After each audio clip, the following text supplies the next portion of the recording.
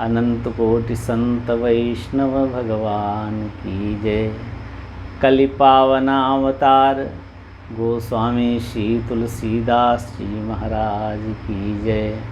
उमापति महादेव की जय।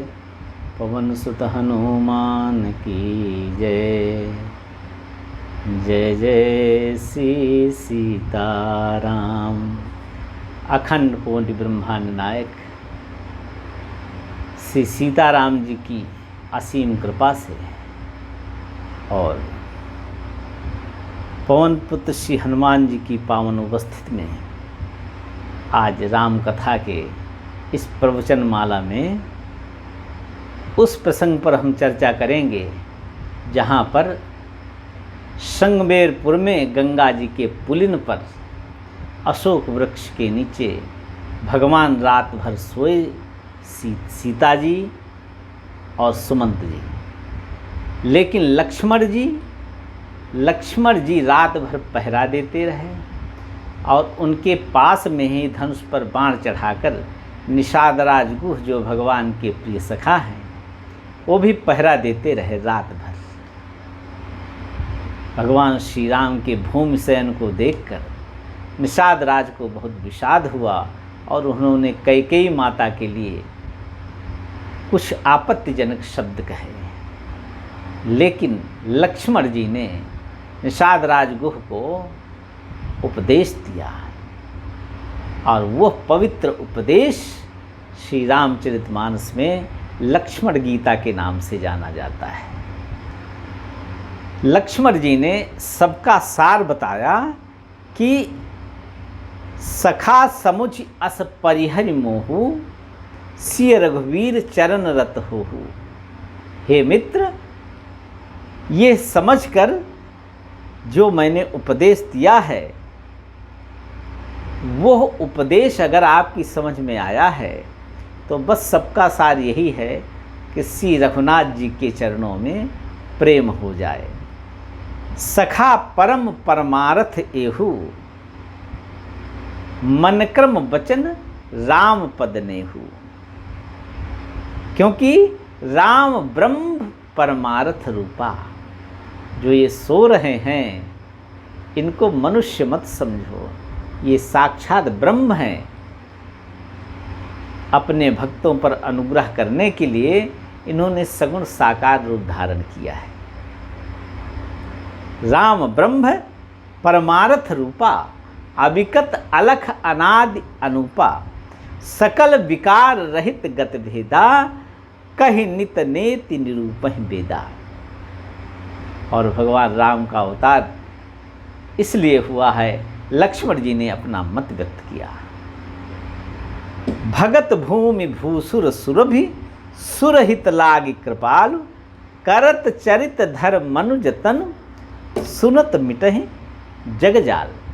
इसलिए मित्र, ऐसा समझकर यह मोह जनित अज्ञान त्याग दो कि कोई किसी को सुख या दुख देता है, कैकेयी अम्बा का कोई दोष नहीं है।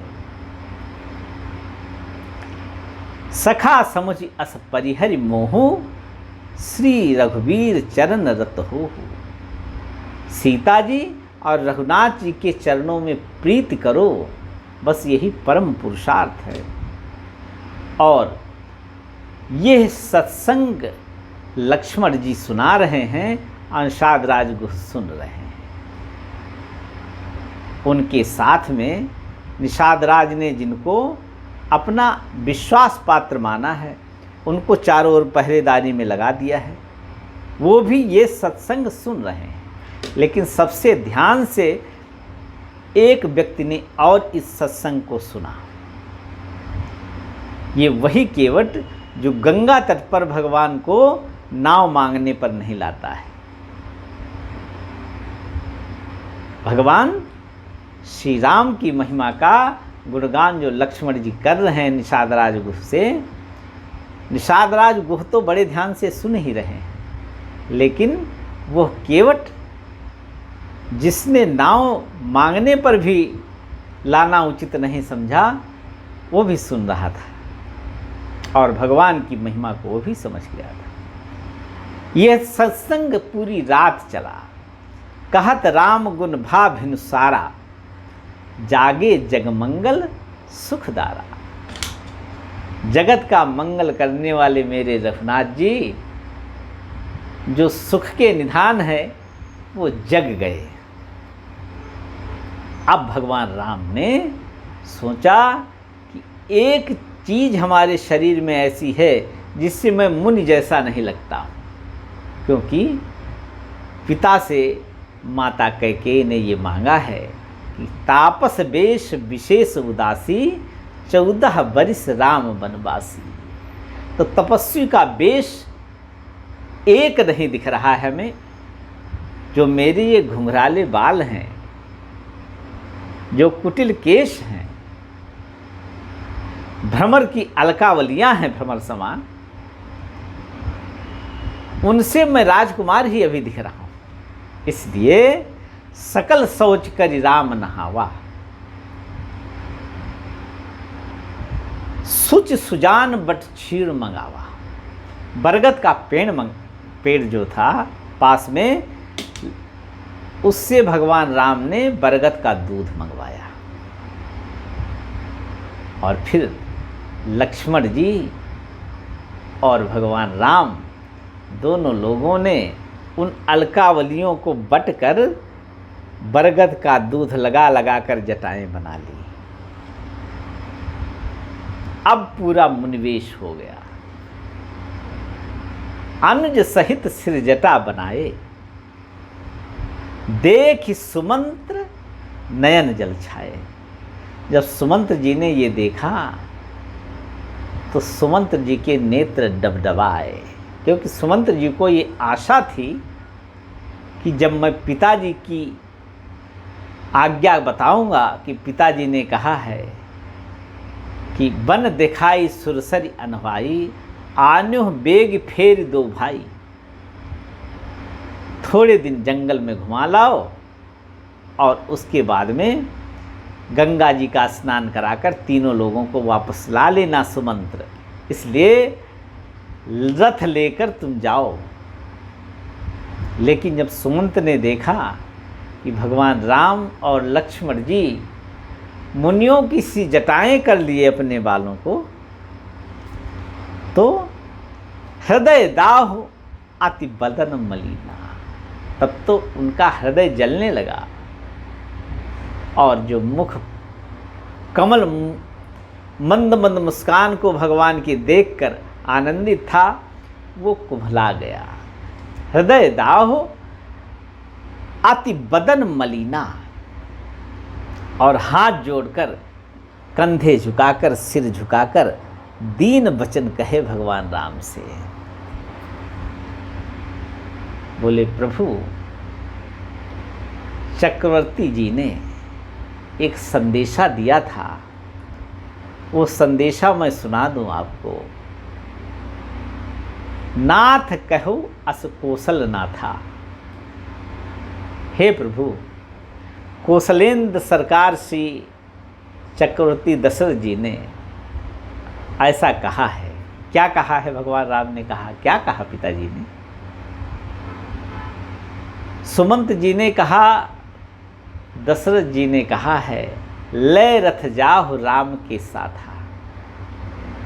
राम के साथ जाओ रथ में बिठा करके, और 2 कार्य करना केवल। उसके बाद में राम, लक्ष्मण और सीता जी को वापस ला लेना। बन दिखाई सुरसर अनवाई। तो गंगा स्नान कर चुके अब, और वन देख लिया आपने। आने हो बेग फेर दो भाई। दशरथ जी ने कहा था कि दोनों भाइयों को लौटा लाना, और दोनों भाइयों को ही नहीं, लखन राम सी आने हो फेरी।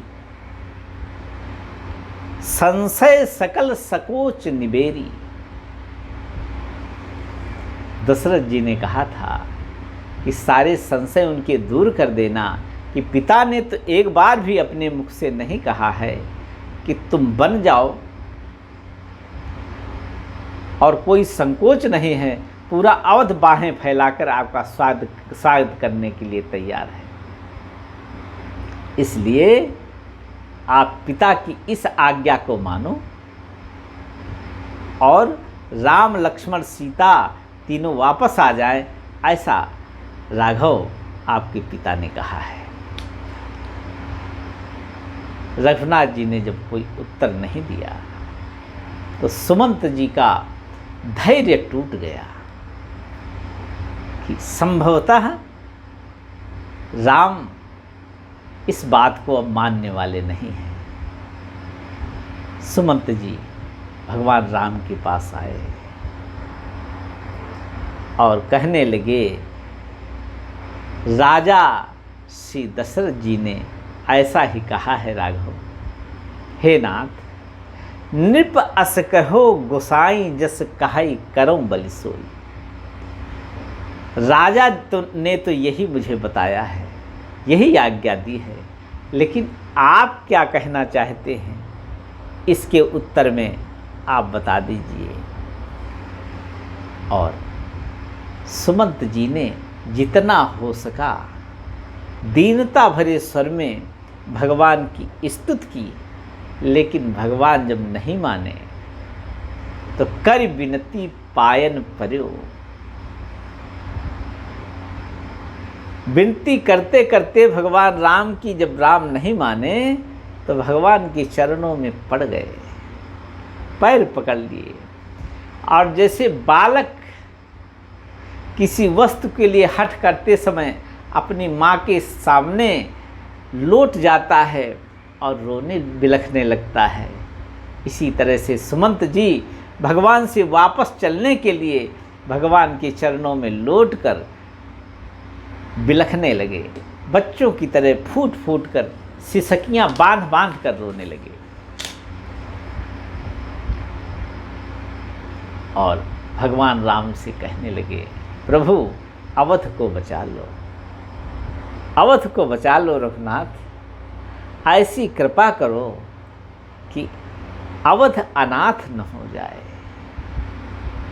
कारण आप जानते हो, आपके वनगमन से अवध ऐसे भी अनाथ ही है, लेकिन आपके जाने के बाद में चक्रवर्ती जी का भी जीवन नहीं रहेगा और अवध पूरी तरह से अनाथ हो जाएगा। इसलिए नाथ कृपा करी कीजिए सोई, जाते अवध अनाथ न होई। भगवान राम ने देखा मेरे पिता तुल्य सुमंत जी पृथ्वी पर बच्चों की तरह हठ करके रो रहे हैं।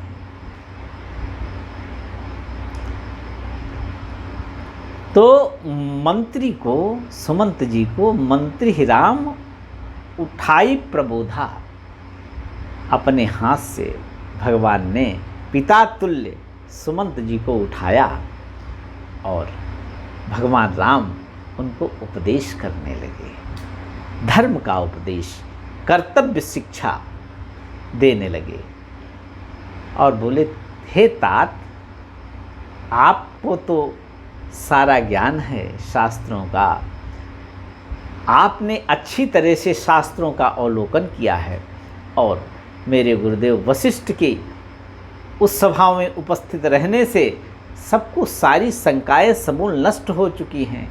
इसलिए तात धर्म मत तुम सब शोधा। और ये बताओ, हमारे जो पूर्व पुरुष थे उन्होंने क्या किया, राजा शिव ने क्या किया? आप शिव का उदाहरण ले लो, पुराणों में उसकी यश गाथा भरी पड़ी है। इतने अपनी बात के पक्के थे, इतने सत्य पालक थे वो, एक बार मुख से उनकी बात निकल गई कि मैं ये करूँगा तो प्राण चले जाएं, लेकिन उस बात से पीछे नहीं हटते थे। हम उस परंपरा के हैं, इसलिए इस मर्यादा का हमको ध्यान रखना चाहिए। राजा शिव के शरण में अग्निदेव कबूतर के रूप में आए उनके सत्य की परीक्षा लेने के लिए। और कबूतर ने कहा कि हे राजन, मैं आपकी शरण में आया हूँ, मेरी रक्षा करो। शिव ने कहा, मैं वचन देता हूँ, मैं आपकी रक्षा करूँगा। थोड़ी देर बाद एक बाज आ गया। बाज ने कहा, राजन, आपने इनको रक्षा का वचन दिया है, लेकिन मैं भूखा हूँ और मेरा भोजन पक्षी ही है, क्योंकि मैं मांसाहारी जीव हूँ। भगवान ने मुझे मांसाहारी बनाया है, इसलिए मुझे इसका शिकार करने दो, ये मेरा शिकार है। राजा ने कहा, मैंने वचन दे दिया है, इसलिए आप भूखे भी न रहो और ये मेरी संरक्षण में आए कबूतर, इनके प्राण भी बचे रहें, ऐसा कोई उपाय बताओ। बाज ने कहा, फिर आप अगर ऐसा उपाय ही चाहते हो तो इस कबूतर के बराबर अपने शरीर का मांस मुझे दे दो और मैं वो भोजन करके तृप्त हो जाऊंगा, आपका वचन रह जाएगा। शिव ने ऐसा ही किया और शिव ने एक तराजू के एक पलड़े में उस कबूतर को रखा और एक पलड़े में अपने हाथ से तलवार से अपने शरीर का मांस निकाल कर कबूतर के बराबर का मांस रखने लगे। लेकिन कबूतर का पलड़ा उठ ही नहीं रहा था। जब पूरे शरीर का प्रायः मांस निकल गया, तब शिव ने कहा, हे बाज, अब मैं समझ गया कि पूरे शरीर का मांस भी इस कबूतर के भार से कम है, इसलिए मैं स्वयं ही अब पलड़े पर बैठ जाता हूँ और आप मेरा भक्षण कर लो। लेकिन मैंने वचन दे दिया है कि मैं आपकी रक्षा करूँगा, इसलिए कबूतर को सुरक्षित रहने दो। और शिव ने अपनी इस बात को सत्य रखने के लिए सत्यवादी होने का प्रमाण देते हुए उन्होंने अपने प्राण देने उचित समझे, लेकिन सत्य का परित्याग नहीं किया। वो परंपरा है हमारी सनातन परंपरा में, धर्म न दूसर सत्य समाना। सत्य के समान कोई धर्म नहीं है और उसी सत्य का पालन हम चक्रवर्ती जी के पुत्र करना चाहते हैं और कराना भी चाहते हैं। अगर मैं वापस चला गया पिता के मोहवश तो असत्य का पातक लगेगा। दधीच, भगवान राम ने दधीच का उदाहरण दिया। दधीच ने तो सत्य का पालन किया और शरण में आए हुए देवताओं को कहा कि मैं तुमको अभय प्रदान करता हूँ। राजा इंद्र ने कहा, अभय प्रदान कैसे करोगे? बस एक ही उपाय है, आपके शरीर की अस्थि से अगर वज्र बने तो उससे वृत्तासुर मारा जा सकता है, और कोई उपाय ही नहीं। तब दधीच ने अपने शरीर को गलवा दिया, गायों से चटवा दिया और उसका वज्र बना। अपने प्राण दे दिए दधीच ने, और हरिश्चंद्र ने अपना सर्वस्व दान कर दिया सत्य का पालन करने के लिए। रंतिदेव ने आए हुए अतिथियों को कहा कि भूखे नहीं रखूँगा, और 48 दिन के भूखे थे रंतिदेव सपरिवार। लेकिन अंत में जल बचा, जल पीने के लिए भी अतिथि आ गए, उनको भी जल दे दिया, और 48 दिन के भूखे रंतिदेव बिना जल पिए रह गए, लेकिन सत्य का पालन किया। राजा बलि, भगवान राम अब उदाहरण पर उदाहरण दे रहे हैं सुमंत जी को कि राजा बलि, दैत्यराज बलि जो थे, गुरुदेव ने कह दिया कि देखो बलि, ये वामन अवतार हुआ है विष्णु का, ये विष्णु हैं, और तुमने कहा है 3 पग पृथ्वी दूंगा, मना कर दो। बलि ने कहा, गुरुदेव आप सत्य कहते हो, आपकी बात मिथ्या नहीं है, मेरा सर्वस्व चला जाएगा, मैं भिखमंगा हो जाऊंगा, मेरा राज छिन जाएगा, ऐश्वर्य छिन जाएगा, लेकिन मैं अपने सत्य का त्याग नहीं करूंगा, पूरे राज वैभव का त्याग कर दूंगा, यहाँ तक कि अपने शरीर का भी त्याग करने के लिए मैं तैयार हूँ। और अंततः आज बलि के दान को बलिदान के रूप में कहा जाता है, प्रसिद्ध हो गए। भगवान राम ने कहा, आप इन सब उदाहरणों को जानते हो, ये भी इसी धराधाम में थे, इसलिए रंति देव बलिभूप सुजाना, धर्म धर्यो सह संकट नाना। अपने कर्तव्य का पालन किया और कितने संकट सहे, इसलिए मुझे भी अपने कर्तव्य का पालन करना चाहिए और पिता को भी अपने कर्तव्य का पालन करने देना चाहिए। उसमें जितना संकट आता है सब सहना ही तपस्या है। अपने कर्तव्य के पालन के लिए जो कष्ट होता है वही तो तपस्या है। और भगवान ने कहा, तात धर्म न दूसर सत्य समाना, सत्य के समान दूसरा कोई धर्म नहीं है। आगम निगम पुराण बखाना, ये हम नहीं कह रहे हैं, ये हम तो शास्त्रों की मर्यादा की बात कर रहे हैं। वेदों में, पुराणों में और शास्त्रों में यही बात बताई गई है, और मैंने उसी धर्म को स्वाभाविक रूप से जीने के लिए एक रास्ता तैयार किया है, जो स्वतः ही मुझे मिल गया है। और उसका अगर त्याग करता हूँ तो पाप तो लगेगा ही, इस पवित्र कुल का यश कलंकित हो जाएगा। और मेरे पिता इतने यशस्वी हैं कि देवराज इंद्र भी जिनको अपना मित्र मानकर अपना सौभाग्य मानते हैं, उनको अगर ये अपयश हो गया तो मृत्यु से बड़ी बात हो जाएगी। संभावित कहो अबजस लाहू, मरण कोटि सम दारुण दाहू। अगर मेरे वियोग में आप कहते हो कि मेरे पिता नहीं रहेंगे, तो अगर रहेंगे और मैं वापस चला गया तो करोड़ों मृत्यु के समान हो जाएगा।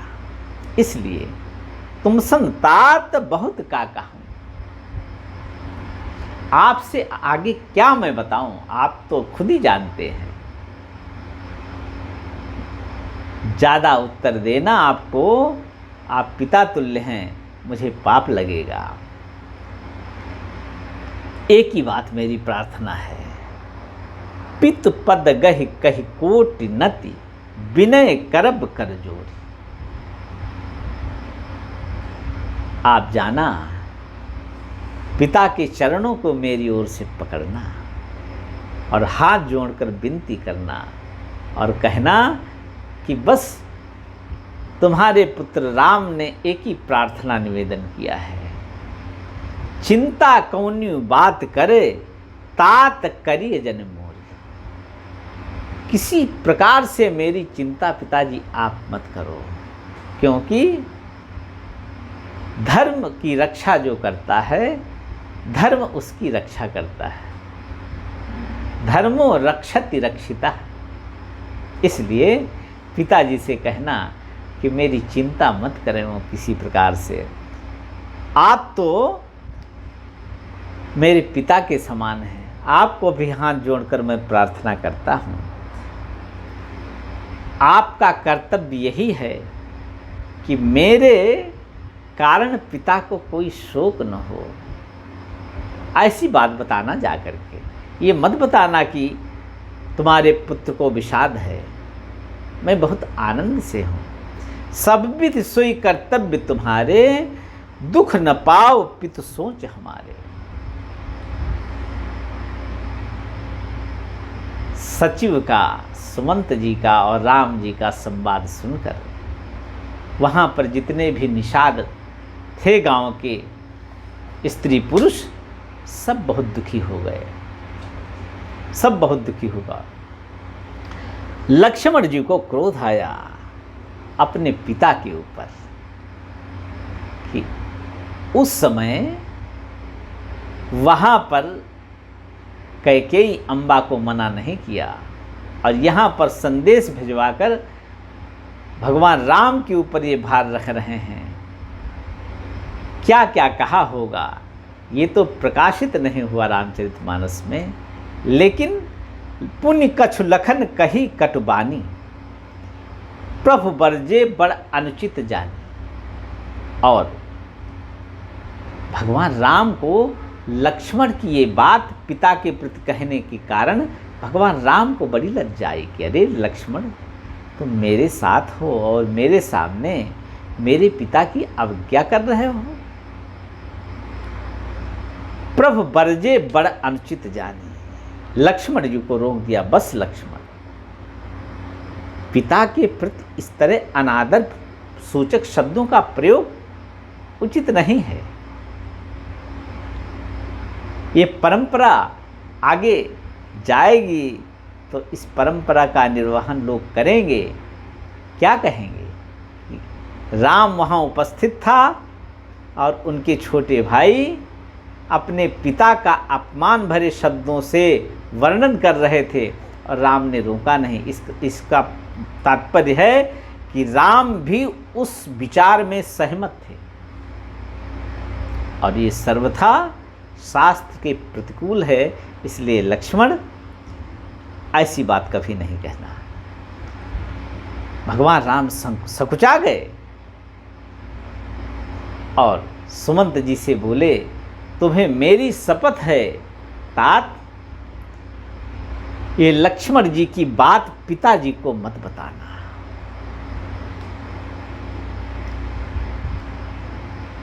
सुमंत जी ने कहा, एक संदेशा और चक्रवर्ती जी ने कहा है कि अगर राम वापस न आए किसी कारणवश तो फिर एक संदेशा राम को और बताना। कहा सुमंत पुनि भूप संदेशु सही न सकी सिय विपिन कलेशु। दशरथ जी ने कहा है कि सीता इतनी सुकुमारी हैं कि वन के क्लेश कितने कठिन हैं।